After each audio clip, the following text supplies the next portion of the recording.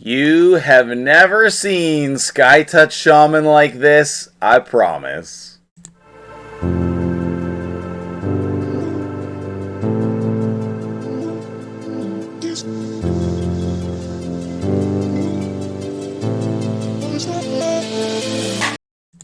What's up guys, MtgJedi here, and we need to lock down and beat this boss.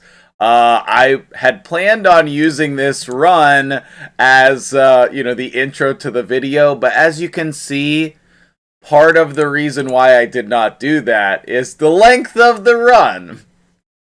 Now, this is my first clear here, as you can see by the Lego book. Yakarl locking it down, doing the majority of the damage. But he is not the point of the video, although I have been pretty impressed with him. Obviously, Valkyrie's insane, and Syl is 100% the carry of the team. Bergoth, pretty impressive as well. At some point, I'll put him to 60. A lot of that time was me just, letting the fight sit there while I was doing things to prep for this video, so don't take that as the actual time. But what I really want to show you here is Skytouched Shaman in a very awesome build that helped me beat this faction. So let's come in here and let's take a look at level 20 and see if we can auto this. Okay, so we got one stun from Syl, and Yakarl's gonna do his thing, like damaging people. He does his skills out of order, which is kind of a problem. But you will notice that Skytouched Shaman has an AoE A1. And her A2 does not do damage. So her only damaging ability is that A1, and it's an AoE.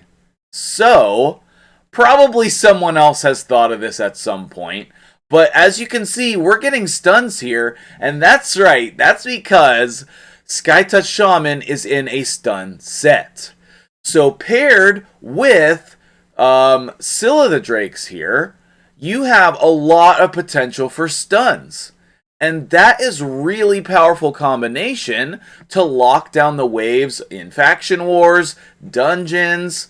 I wouldn't say that this build is great for Arena, because if you're going to use it in Arena for Skytouched, you would probably want her in Immunity. Now, this can run 100% on auto, but I like to click the Nazana here, because otherwise it makes the run take a whole lot longer.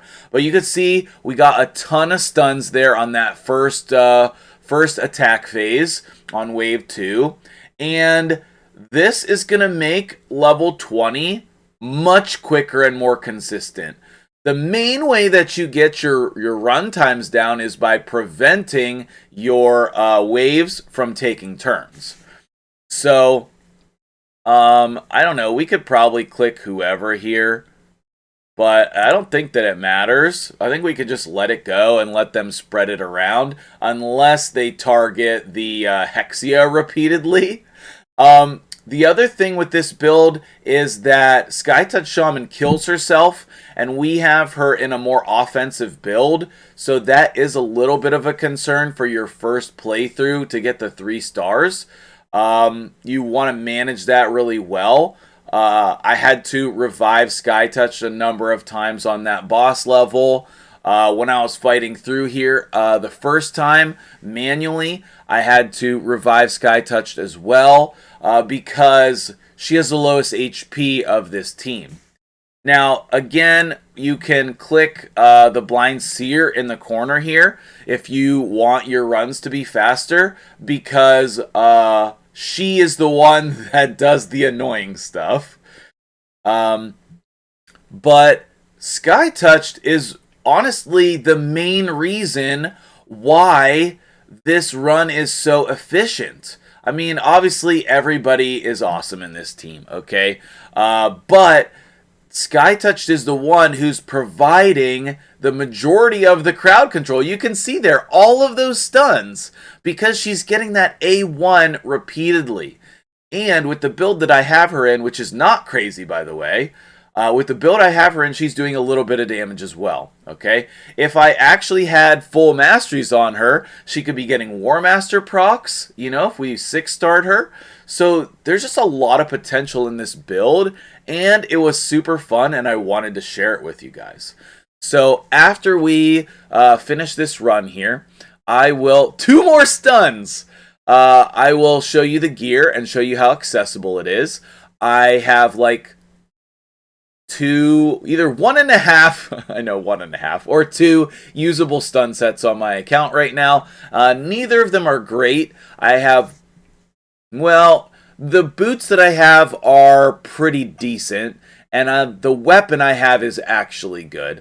Other than that, the rest of my stun gear is very, very low end and not great. It's not great, guys. So what I'm saying is you can build it too, okay? So let's 420 it up here today. And you can see here that Carl holding it down with the damage.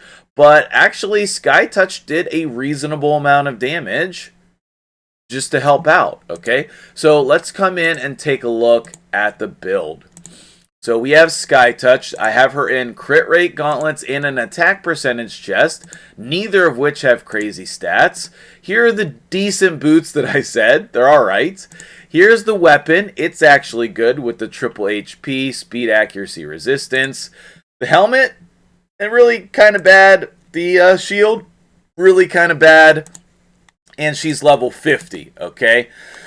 So nothing crazy here, guys. Very few masteries. I ended up taking the attack mastery because I had enough crit rate. I did not need more crit rate, and then crit damage, and then some max HP to start out with. I don't even have full masteries on her, okay? And she was still very usable, all right? What I want to do is I want to come and over to a dungeon level in Dragon, and I want to throw this team in here. We want to keep in...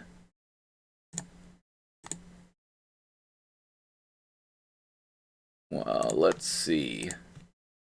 Her. Obviously, we want to take out Leo. I'm gonna put in Valkyrie, and I know, listen, I know that all of you do not have Valkyrie, okay? I know this. But what I want you to hear is that paired with a counterattacker, this strategy is great, okay? So, is Vlad gonna be enough damage here? I don't know. You'll be able to see the power of this build, and we'll see if this is going to be enough damage, okay? I have been loving Vlad, just in case you were curious. I have been loving Vlad. Ninja is obviously awesome, and I will be building Alexander and putting out a video on him as well. We really need Skytouched to take her turn here. We got 1 stun on the person who had already taken a turn. That's very unfortunate. We don't have really a reviver here, so maybe... Okay, there we go with the ninja. Okay. And we're just like locking them down, okay? And this type of strategy where you put a lot of control in is not going to be fast, okay? It's not going to be fast, but... Ninja can pretty much solo the dragon with the right build. And everybody else is going to help keep us alive until we get there. Ugo's going to provide a little bit of healing. Skytouched's going to provide a little bit of healing. And keep in mind, this is with her at level 50, okay? This is with her at level 50. And see, we got 2 stuns there, and now everyone's frozen, okay?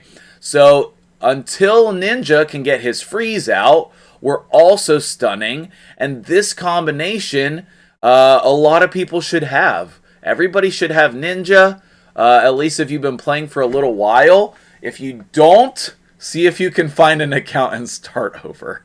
If you're new, there's everybody stunned. There's everybody stunned. So Ninja's pretty dang great, guys.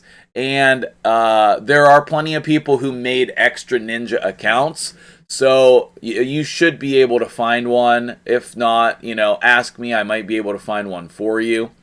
But here we are at the dragon. Okay, yes, Valkyrie is important in this combination, but Skull Crusher or Martyr would work here.